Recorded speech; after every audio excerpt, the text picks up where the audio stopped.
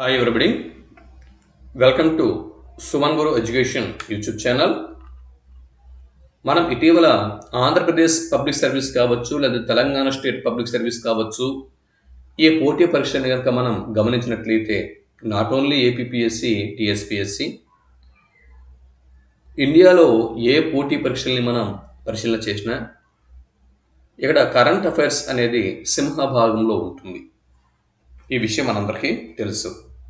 అంతేకాకుండా current affairs అనేది స్పెషల్గా ఒక జోన్గా ఉంటూ కరెంట్ అఫైర్స్ బిట్స్ వస్తూ ఉండగా ఇక science and technology, Indian polity, economy ఇటువంటి అంశాల నుంచి కూడా కరెంట్ అఫైర్స్ నుంచే ఎక్కువగా ప్రాధాన్యం ఇస్తూ బిట్లు అడుగుతున్నారు. కాబట్టి ఇటువంటి సందర్భంలో మనం ఏ పోటీ పరీక్షకు ప్రిపేర్ అయినా కూడా కరెంట్ అఫైర్స్కి ఎక్కువగా ప్రాధాన్యం ఇస్తూ మనం ఇతరత్ర అంశాలని చదవాల్సి ఉంటుంది. కరెంట్ అఫైర్స్తో ముడిపెడుతూ ఆయా అంశాలని మనం చదవాల్సి ఉంటుంది. కాబట్టి కరెంట్ అఫైర్స్ని మనం ఎప్పటికప్పుడు తెలుసుకోవాల్సిన అవసరం అనేది ఉంది. ఇకపోతే వివరాల్లోకి వెళ్ళినట్టయితే చూడండి, ఈ వీడియోలో కొన్ని అంశాలని మనం తెలుసుకుందాం. ముందుగా నక్సల్బరీ ఉద్యమం గురించి మనం ఈ వీడియోలో మాట్లాడుతున్నాం. భారతదేశ చరిత్రలో మే 25వ తేదీకి ఒక ప్రాముఖ్యం ఉంది. మే 25వ తేదీకి చరిత్రలో ఒక ప్రాముఖ్యం ఉంది. ఏంటి అది? ఈ రోజున నక్సల్బరీ ఉద్యమం భారతదేశంలో ప్రారంభమైనటువంటి రోజు. గుర్తుపెట్టుకోండి, మే 25. ఇది నక్సల్బరీ ఉద్యమం భారతదేశంలో ప్రారంభమైనటువంటి తేదీ. ఓకే, ఇది ఒక బిట్టు. ఇండియన్ మోడర్న్ హిస్టరీలో భాగంగా ఈ బిట్టు అడిగే అవకాశం అనేది ఉంది. ఇక భారతదేశంలో కమ్యూనిస్టు ఉద్యమం ఎప్పటి నుంచి ప్రారంభమైంది అని బిట్టు అడిగితే 1920 నుంచి ప్రారంభమైంది అనే విషయం మనం గుర్తుపెట్టుకోవాలి. 1920లో భారత కమ్యూనిస్టు ఉద్యమం ప్రారంభమైంది. ఇది రెండవ బిట్టు. ఈ ఆర్టికల్లో మూడవ బిట్టు ఒకటి ఉంది. 1967 మే 25వ తేదీన 1967వ సంవత్సరం. చూడండి, ఇక్కడ మే 25వ తేదీ ఇది నక్సల్బరీ ఉద్యమం ప్రారంభమైంది అని చెప్పుకున్నాం కదా. మరి ఏ సంవత్సరం? 1967వ సంవత్సరం.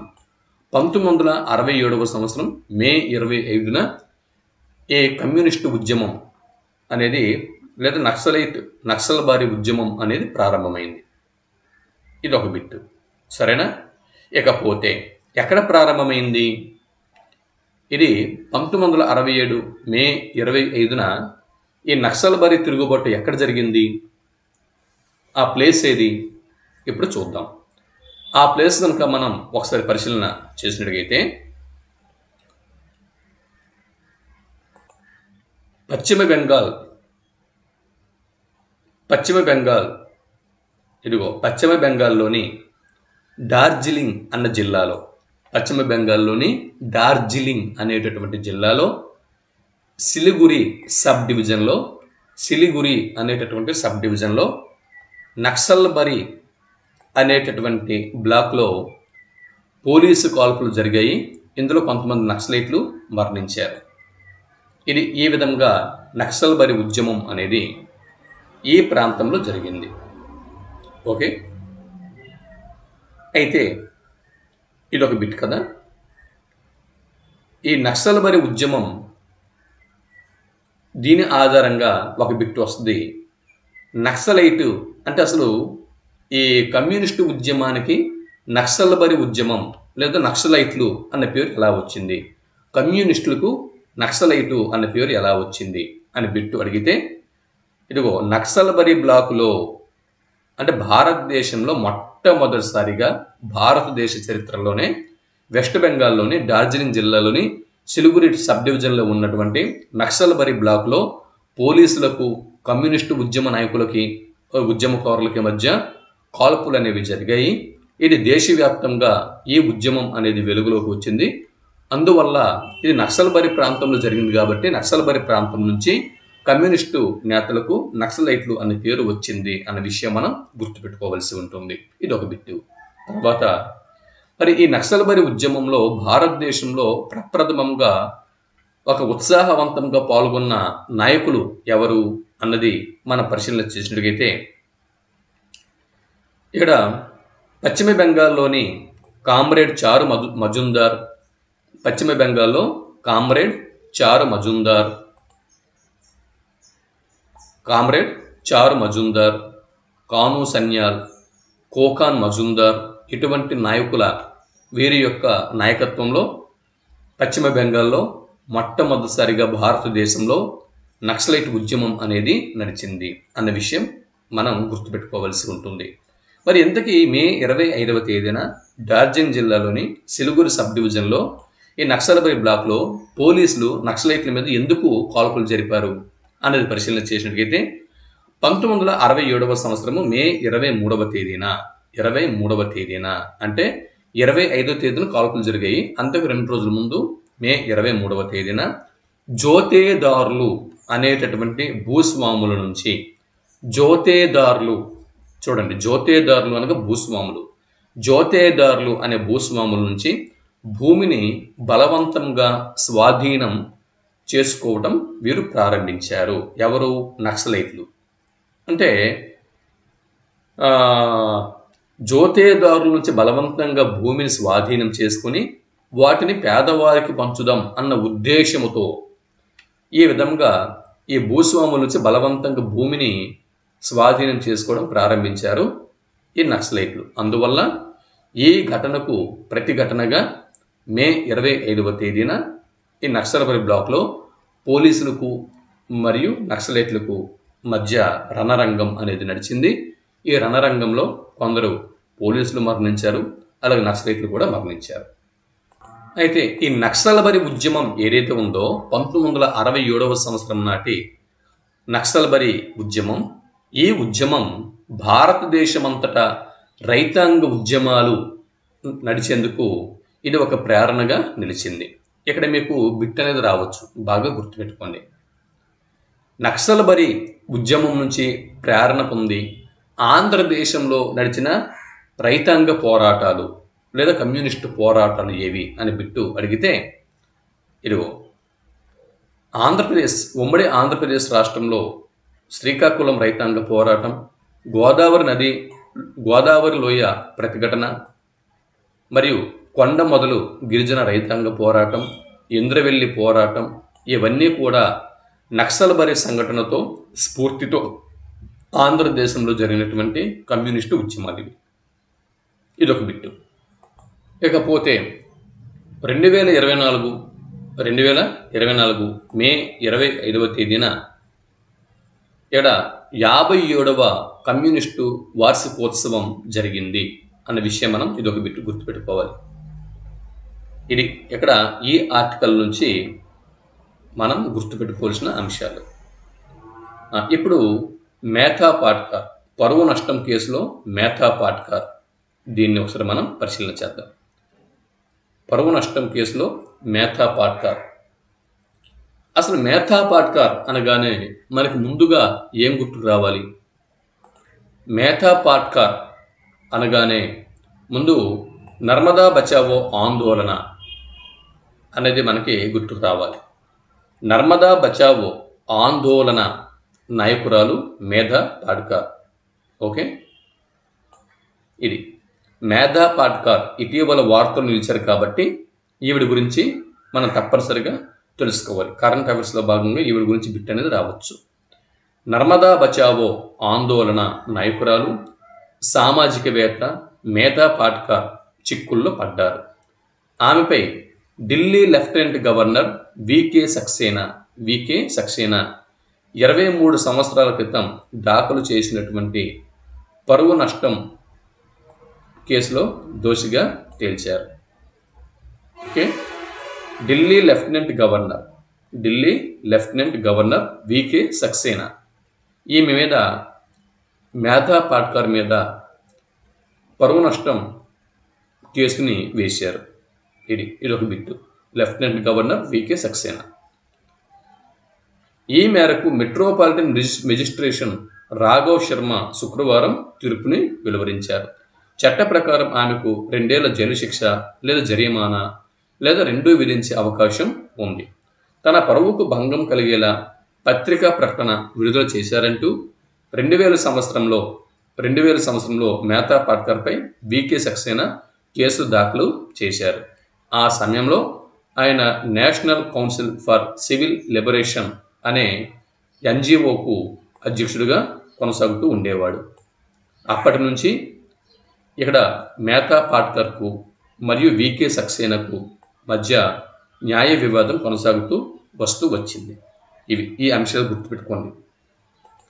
మేతా పాట్కర్ అనగానే నర్మదా బచావో ఆందోళన నాయకురాలు. ఇది ఒక బిట్టు. ఈమె మీద 2000 సంవత్సరంలో వికే సక్సేనా అనేటటువంటి ఇక్కడ ఢిల్లీ లెఫ్టినెంట్ గవర్నర్ ఈమె మీద పరువు నష్టం దావా వేశారు.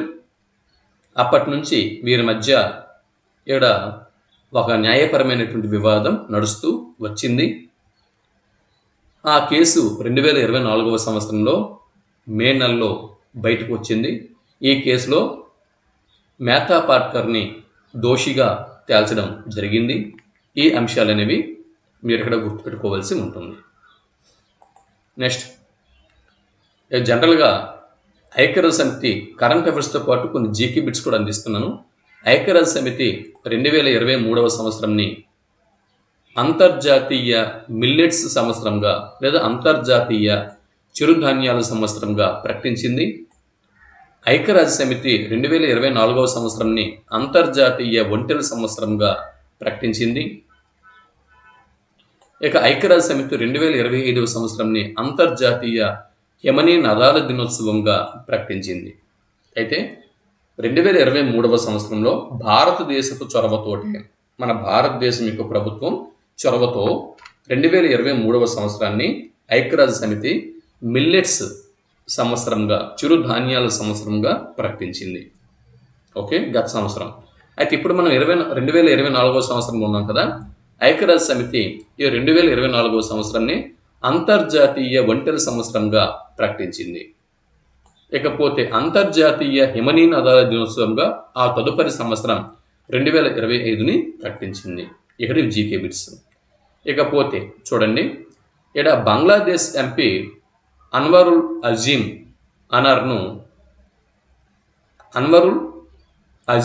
అనార్ భారతదేశంలో మరణించారు. చూడండి, ఇది చాలా ముఖ్యమైనటువంటి వార్తా కథనం అండి. అంటే ఇతర దేశానికి చెందినటువంటి ఒక ఎంపీ భారతదేశంకి వచ్చి ఈ దేశంలో మరణించడము అంటే ఇది మన భారతదేశం యొక్క ఒక దీనికి ప్రతిష్టకు కాస్త సమస్య అని మనం చెప్పొచ్చు. మరి ఇంతకీ బంగ్లాదేశ్ ఎంపీ అన్వరుల్ అజీమ్ అనార్ ఇతడు ఎంత దారుణంగా భారతదేశంలో హత్యకు గురయ్యారు, దాని వెనక ఉన్న కథనం ఏంటి, ఇక్కడ నుంచి ఎటువంటి కరెంట్ అఫైర్స్ బిట్స్ రావడానికి అవకాశం ఉంది, ఒకసారి మనం ఇప్పుడు పరిశీలన చేద్దాం. ఇక్కడ బిట్టిలా రావచ్చు. హనీ ట్రాప్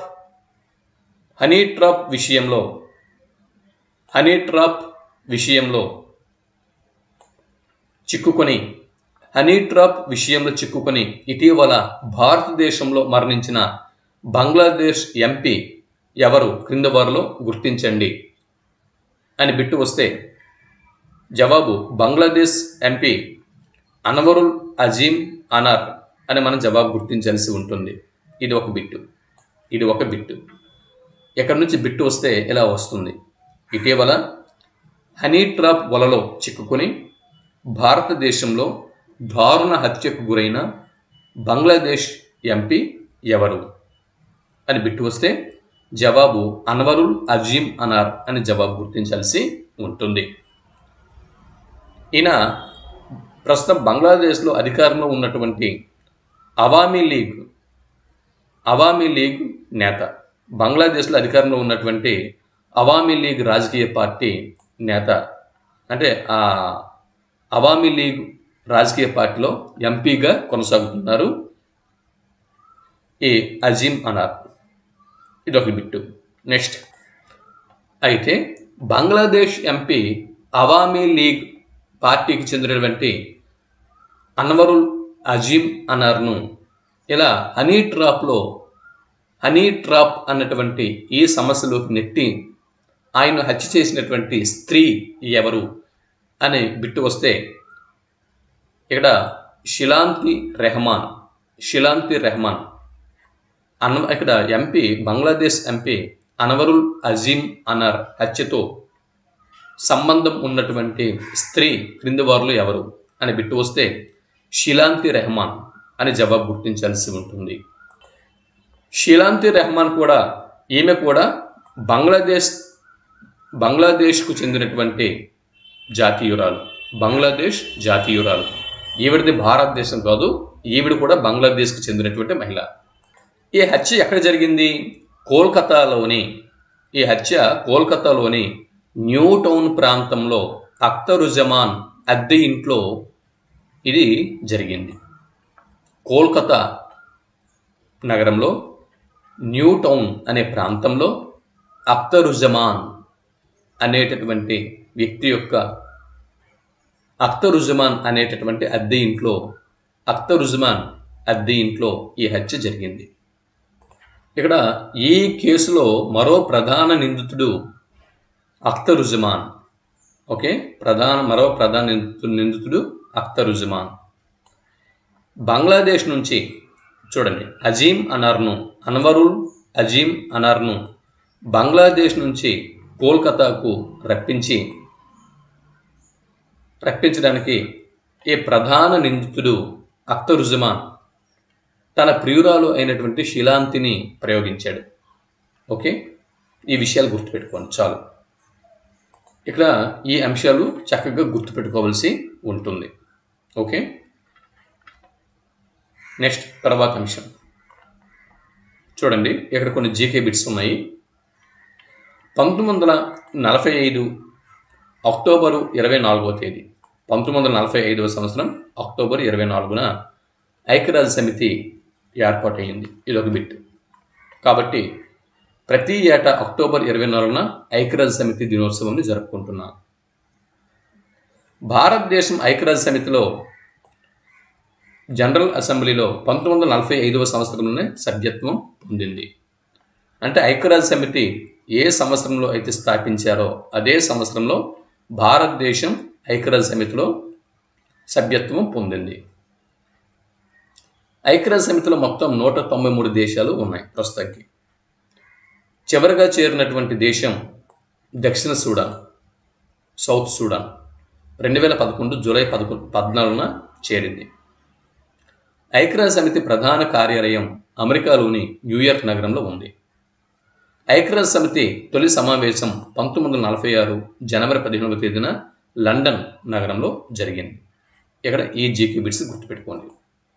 నెక్స్ట్, ఐక్యరాజ్య సమితి ప్రాంతీయ కార్యాలయం అంటే ప్రధాన కార్యాలయం న్యూయార్క్ నగరంలో ఉంది. ప్రాంతీయ కార్యాలయం ఇరాక్లోని బాగ్దాద్ నగరంలో ఉంది. ఐక్యరాజ్య సమితిలో 1996లో ఎంఎస్ సుబ్బలక్ష్మి గారు, అలాగే 2016లో ఏఆర్ రెహమాన్ వీరు సంగీత కచేరీని నిర్వహించారు. ఇదొక బిట్టు. ఇంతవరకు ఐక్యరాజ్య సమితిలో 2 భారతీయులు సంగీత కచేరీ నిర్వహించారు. వారు ఎంఎస్ సుబ్బలక్ష్మి గారు మరియు ఏఆర్ రెహమాన్ గారు. ఇక్కడ చూడండి, ఎవరెస్ట్ శిఖరాన్ని అత్యంత వేగంగా అధిరోహించిన మహిళగా పుంజో లామా ప్రపంచ రికార్డుని సృష్టించారు. ఇదొక బిట్టు. ఎవరెస్ట్ శిఖరాన్ని అత్యంత వేగంగా అధిరోహించిన మహిళగా పుంజో లామా ప్రపంచ రికార్డు సృష్టించారు. నేపాల్లోని గూర్ఖా జిల్లాకు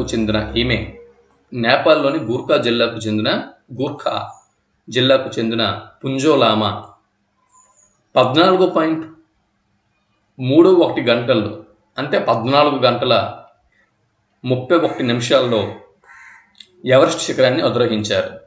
2024 మే 22న మధ్యాహ్నం 3 గంటల 52 నిమిషాలకు బేస్ క్యాంపు నుంచి పర్వతారోహణకు ప్రారంభించి 2024 మే 23 ఉదయం 6 గంటల 23 నిమిషాలకు 8,848 మీటర్ల హైట్ ఉన్నటువంటి ఎవరెస్ట్ శిఖరాగ్రానికి చేరుకున్నారు. అయితే ఇవన్నీ మనకు అనవసరం. ఇక్కడ బిట్ ఏంటంటే ఒకే బిట్టు సింపుల్గా వస్తుంది.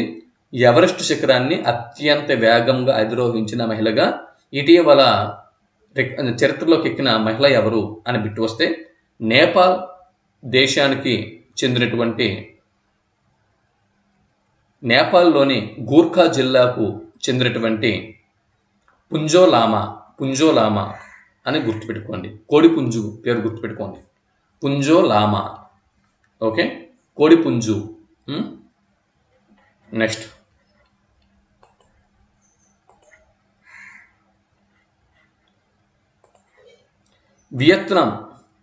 వియత్నాం దేశపు నూతన అధ్యక్షుడిగా టో లామ్ నియమితులయ్యారు.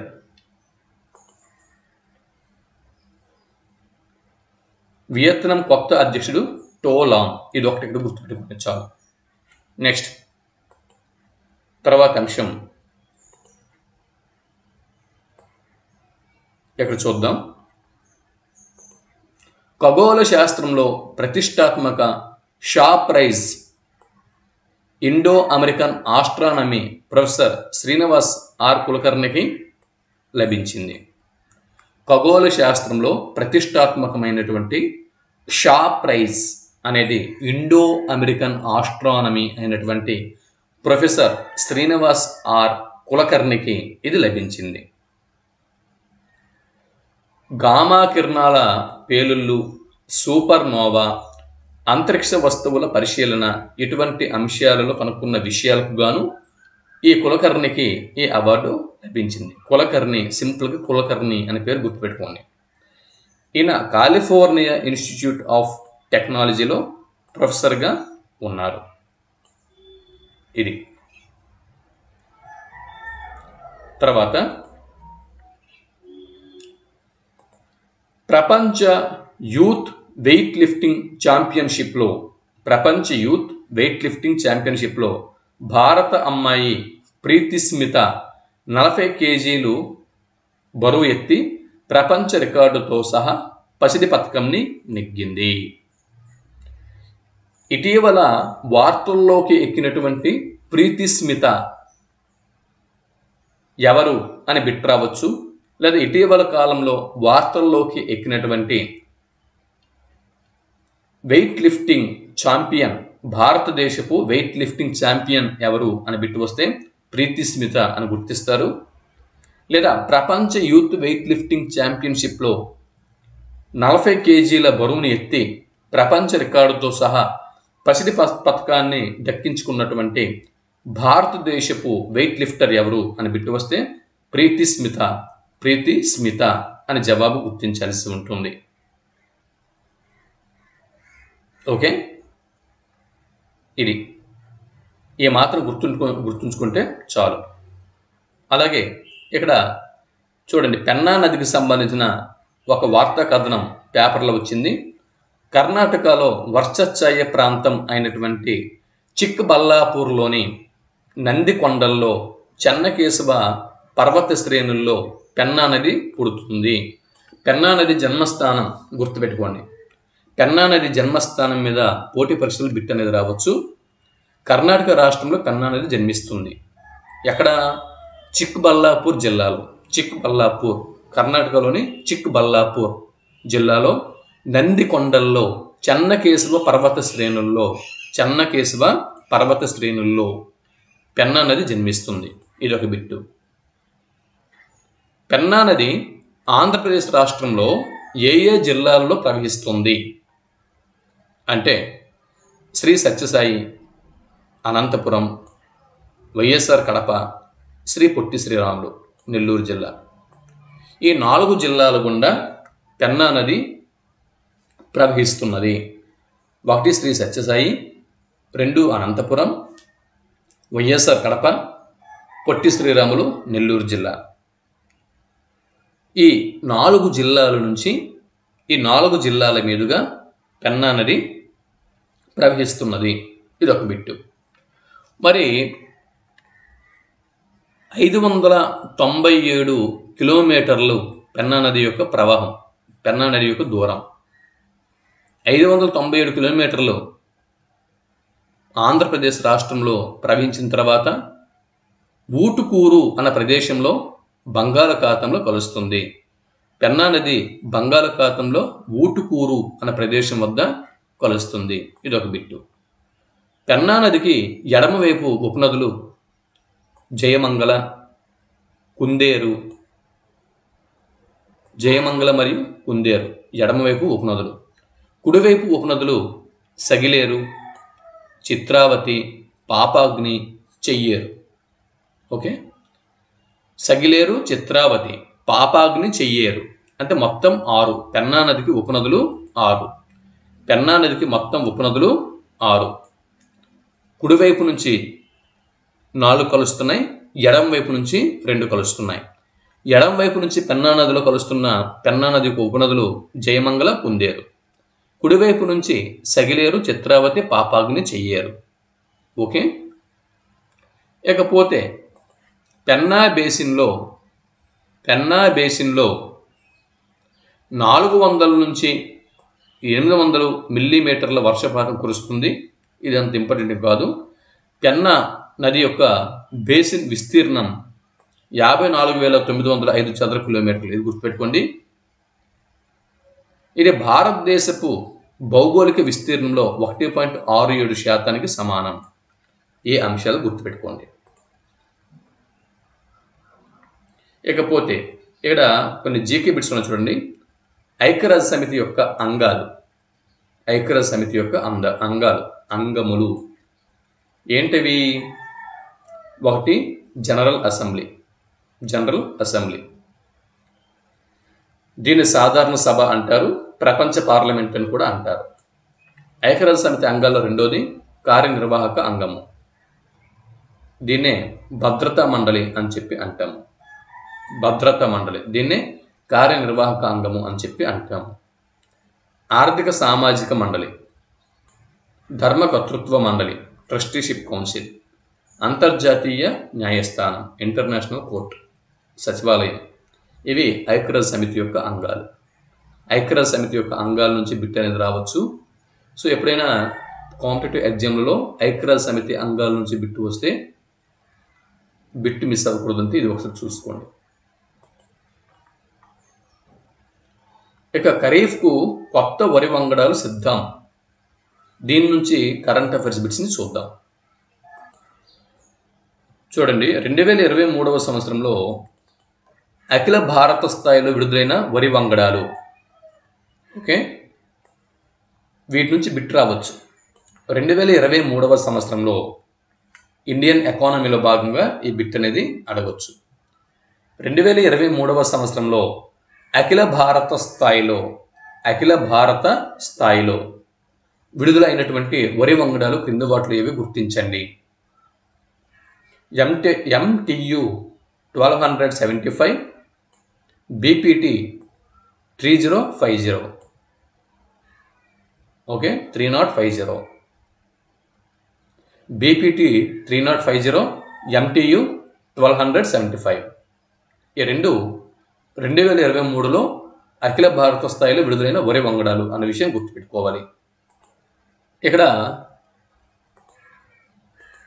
చూడండి, MTU 1275 ఈ వరి వంగడం, దీని యొక్క పంట కాలం 135 నుంచి 140 రోజులు.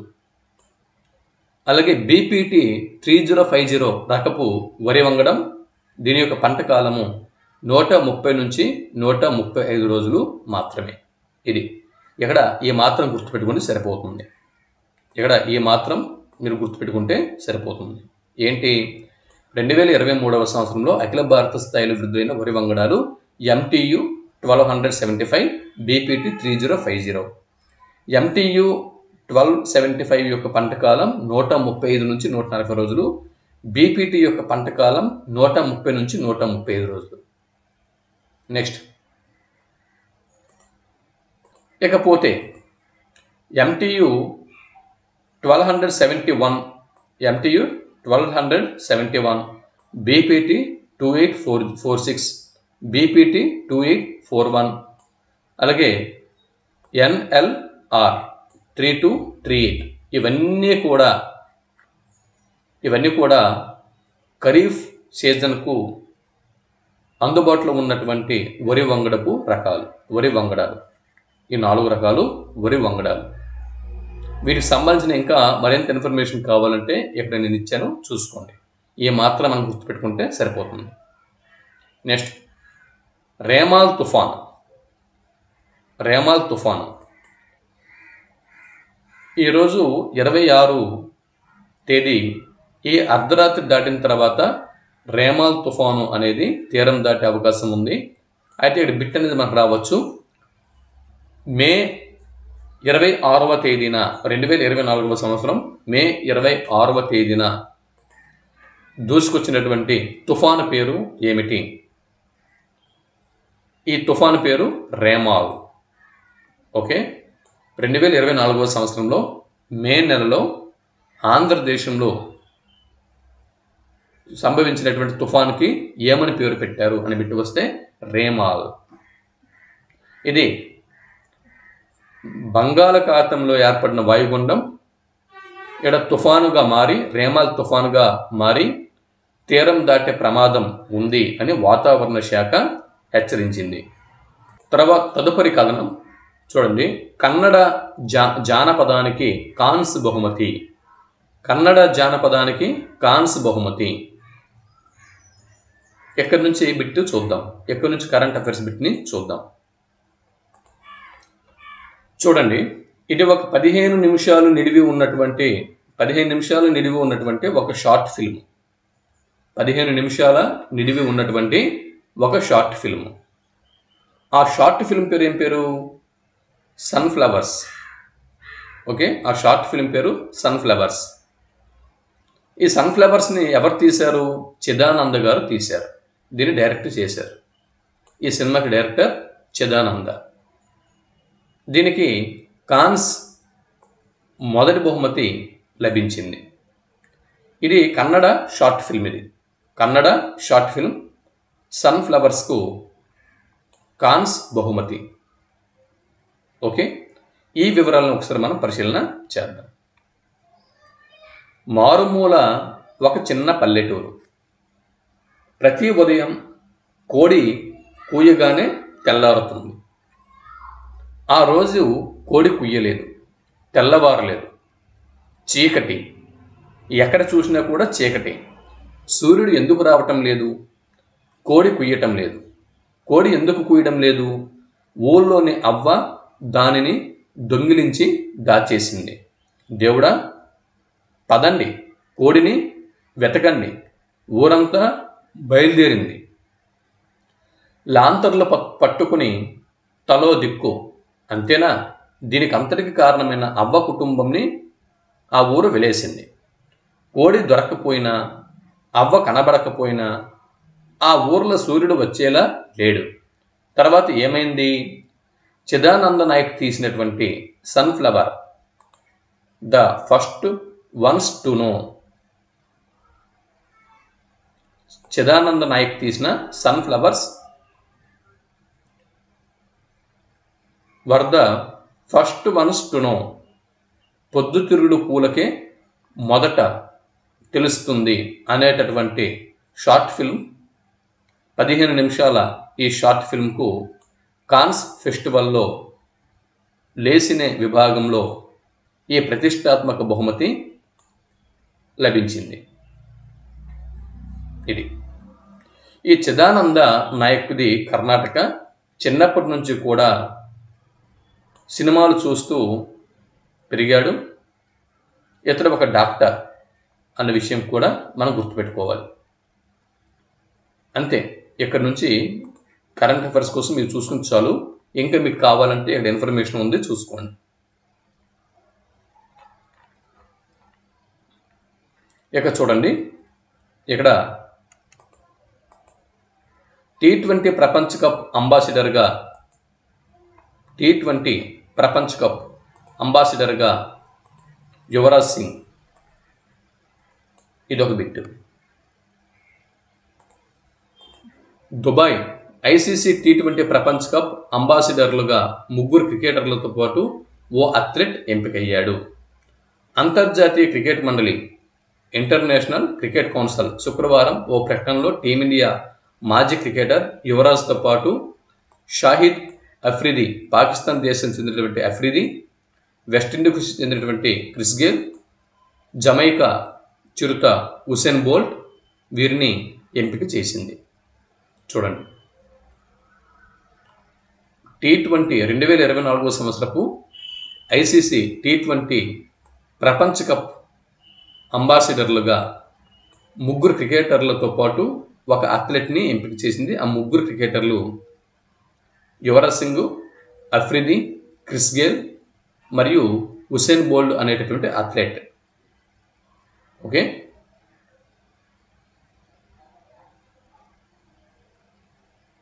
మిగిలిన వివరాలు ఉన్నాయి చూసుకోండి. ఇంకేమైనా కావాలంటే ఇక్కడ ఉన్నాయి చూసేసుకోండి. నెక్స్ట్ చూడండి, ప్రతి ఐదుగురు యువకుల్లో ఒకరు నిరుద్యోగి. భారతదేశంలో నిరుద్యోగం ఎలాగుంది? సగటున 18.9% భారతదేశంలో నిరుద్యోగం ఉంది. ఆంధ్రప్రదేశ్లో నిరుద్యోగం ఎలాగుంది? సగటున 21.5% ఉంది. చూడండి, నిరుద్యోగ రేటు భారతదేశంలో 18.9%గా ఉంది నిరుద్యోగ రేటు. ఆంధ్రప్రదేశ్ రాష్ట్రంలో 21.5%గా ఉంది. అంటే జాతీయ స్థాయి కంటే ఆంధ్రప్రదేశ్ రాష్ట్రంలో ఎక్కువగా నిరుద్యోగ సమస్య ఉంది. ఇదంతా పట్టణాల్లో 15 నుంచి 29 ఏళ్ల మధ్య వయస్కుల్లో ఈ నిరుద్యోగ తీవ్రత ఎక్కువగా ఉంది. రాష్ట్రంలో ప్రతి ఐదుగురు యువకుల్లో ఒకరికి ఉపాధి లభించడం లేదు. చూడండి, ఆంధ్రప్రదేశ్ రాష్ట్రంలో ప్రతి ఐదుగురు యువకుల్లో ఒకరికి ఉపాధి అనేది లభించడం లేదు. ఇది ఒక బిట్టు. ఈ విషయంని ఎవరు విడుదల చేశారు? కేంద్ర గణాంక కార్యక్రమాల అమలు మంత్రిత్వ శాఖ పీరియడిక్ లేబర్ ఫోర్స్ సర్వే ఈ గణాంకాలను విడుదల చేయడం అనేది జరిగింది. పీరియడిక్ లేబర్ ఫోర్స్ సర్వే ఇది కేంద్ర గణాంక కార్యక్రమాల అమలు మంత్రిత్వ శాఖ పీరియడిక్ లేబర్ ఫోర్స్ సర్వే ఈ డాటాని విడుదల చేసింది. Current affairs bit. ఇంకా మీకు వివరాలు కావాలంటే ఇక్కడ ఉన్నాయి చూసుకోండి. ఈ పీడిఎఫ్ మీకు కావాలంటే Suman Guru education YouTube channel WhatsApp group అనేది ఉంది. Suman Guru education YouTube channel WhatsApp గ్రూప్లో మీరు జాయిన్ అవ్వండి. వాట్సాప్ గ్రూప్ యొక్క లింక్ అనేది క్రింద డిస్క్రిప్షన్లో నేను ప్రొవైడ్ చేశాను. ఈ వాట్సాప్ గ్రూప్లో మీరు జాయిన్ అయితే కనుక ఈ పీడిఎఫ్లన్నీ కూడా వాట్సాప్ గ్రూప్ ద్వారా మీరు పొందగలరు. సరే, మరిన్ని విశేషాలతో మరో వీడియోలో మళ్ళీ కలుద్దాం. అంతవరకు సెలవు, నమస్తే.